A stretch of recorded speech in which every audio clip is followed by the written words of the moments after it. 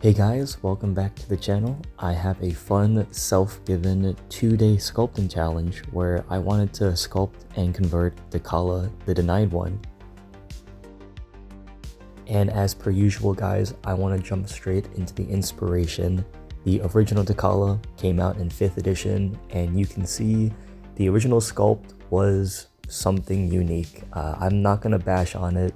It is a sculpt of its time, and I do think it has many of its charms, and I do give so much credit for having to sculpt 6 arms onto a model meant to fit on a 25mm base. However, when we look at the original artwork, I love it so much where I kind of want to lean more into that, especially the head. But I also wanted to give myself a unique challenge where can I do it in 2 days? And this is meant to kind of push my sculpting.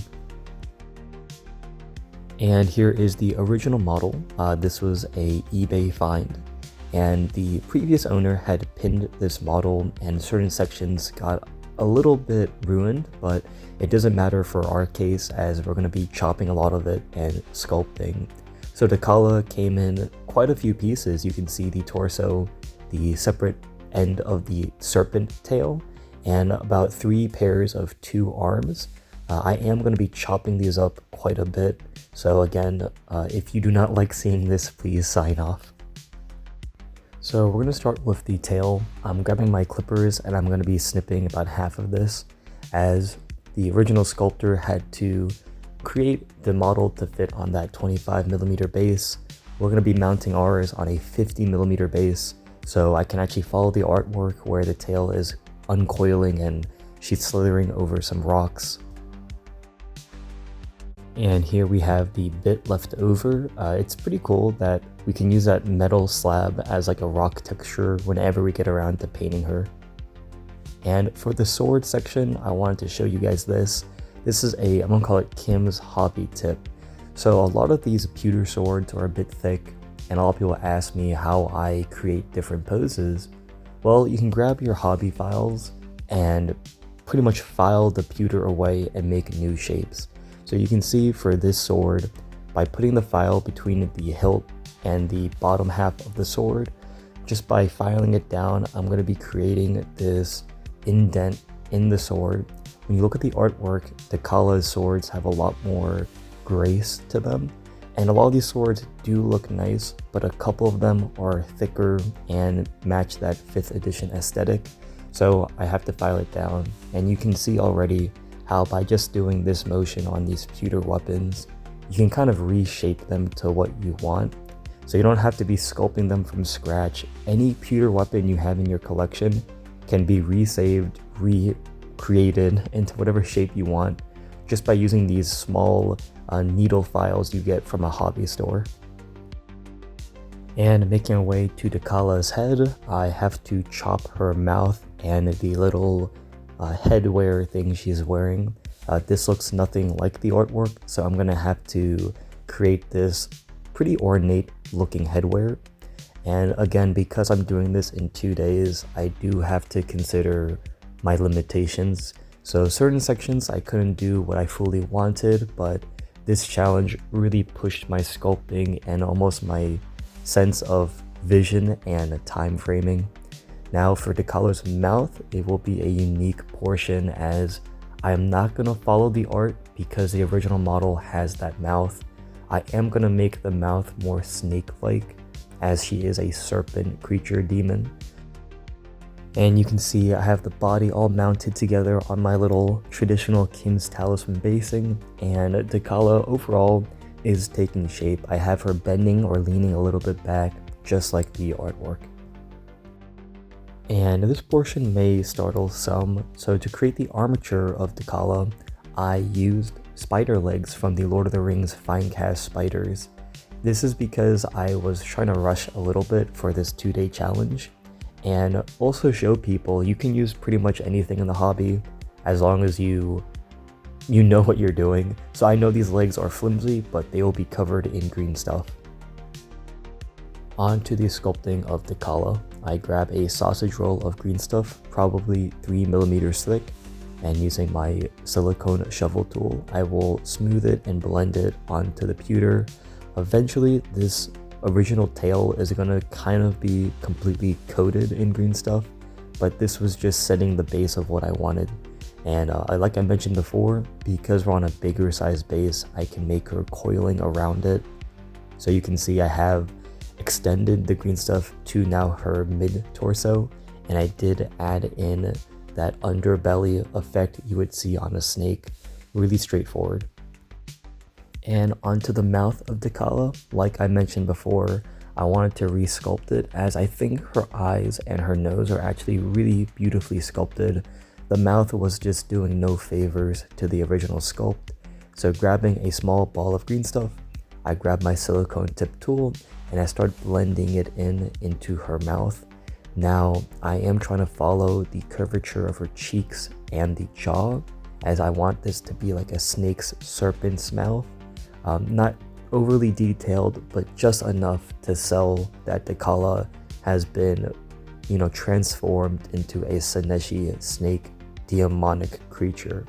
So you can see I'm just going back and forth. This is not complicated at all. I believe this video isn't even sped up. This probably took 10 total minutes to sculpt the mouth. Nothing to worry about too much.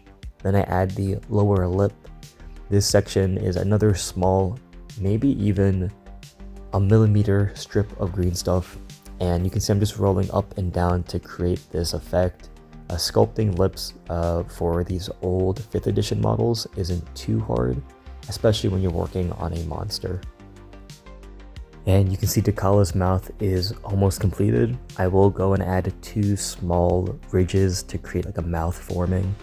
And onto the headgear, so I didn't sculpt or record too much of it, but you can see I did put 3 small strips of green stuff, and with my silicone tip tool, I am gently drawing in where I need this top headgear ridge to form. And yeah, it's really simple with the silicone tip tools. Don't put too much pressure, as you could add too many indents that you don't want. And you can see the mouth, what I mean by adding those 2 little pull down ridges, and I put a green stuff gem on top. Making my way to the bottom, I start putting this apron or strip of green stuff all around, as I need to create this unique chainmail. The original model had pretty thick scale mail, but I wanted to follow the artwork. So I'm grabbing my shovel tool, and you can see how I start this process. I just put in guidelines of where I need to create a line going around each row of the chainmail links I have to sculpt. Once I have that in place, I can grab the shovel tool and I can now horizontally or vertically carve in some lines going down. This part, don't worry too much if you mess up, as there are a ton of these little scales that she has. So if a couple of them don't look exact, I wouldn't stress about it. But you can see how I'm gently creating each individual scale. This is a rough guideline, as we have to do more after we have it set. And after about a grueling 30 minutes, I have all the lines put in. Now that I have the guide set, I can grab my pencil silicone tip tool, and you can see I will start dragging in between the lines to create that unique old style armor. This part probably was the most intensive of the whole sculpt, but the final result will be worth it. So just be patient, and sorry it's a little bit off camera, but you can see a little bit the scales are forming. I'm sorry about that. I thought the camera was a little bit higher placed. And now you can see what I mean. I am super happy with the final result. One thing I should note is after you kind of use the tool to create each scale, grab the shovel tool and just go through each row one more time. This will help redefine the chainmail we just sculpted, and it does match the artwork, so I'm really happy with it. Making our way back to the top of the headgear, I started adding in the extra armor plating at the bottom, and I started putting in the, metal spikes that extend out. This headgear is very intensive, and besides the chainmail, I'd say the headgear took the most planning, as again, I am on a time crunch, so I have to make concessions and some sacrifices. Making our way down to the tail, this section's really fast. The original model had this rattle tail snake end bit, so I decided to just add it in. The original artwork looks more like a spike, but I just kind of want to give a nod here and there of the original sculpt. And going back to the main model, you can see I was not recording as much as this 2-day challenge was bearing down on me, but I added the plating on the front over the chainmail, and the headgear, you can see I have extended it out. It really is coming together, and she is looking awesome. Going back to the serpent's body, I have to add these little spikes that you see in the artwork. The original model had all these huge scales, but I think the little spikes add a lot more character to her, and I'm really happy with it. And guys, I'm so sorry, here is the grand reveal of Dekala. So I had to finish this model in the last 2 hours on October 15th as I ran out of time. So overall, I am very pleased with the challenge, as I'm amazed how much it pushed me to sculpt and forced my imagination to cut corners and figure out how to do certain things. And the model itself, I am 99.9% happy with it. I think I am okay with what I did with the shoulder pauldrons and adding the random bits here and there. The issue is I am a little bit confused as if she should fit the Realm of Chaos aesthetic or the 4th edition warriors that had more generic armor. So you can see I sculpted some cute looking little face with its tongue out. On the front plate I had that little skull, and on the pauldrons I made her asymmetrical, where one side had that tabard looking effect on the shoulder, and the other side I kind of sculpted gems. And this is the only time I was a bit confused. I didn't know what to do with the shoulders, as honestly I don't like doing trim, and you can see her arms. I started sculpting the trim, but then I didn't want to add all of the rivets, and again the 2-day challenge was bearing down upon me. But the headgear and the hair, the Slanesh symbol came out fantastic. The serpent body came out great. So overall, I'd give myself a solid 8 out of 10 for the idea. I would love to actually resculpt Dekala on not a time frame and actually make her snake body a bit larger. But overall, I am super pleased with her. I'm tempted to give this model as a giveaway, as it'd be nice to give back to the community, but I'm still thinking about it. I hope you guys enjoyed the video, and much more to come again.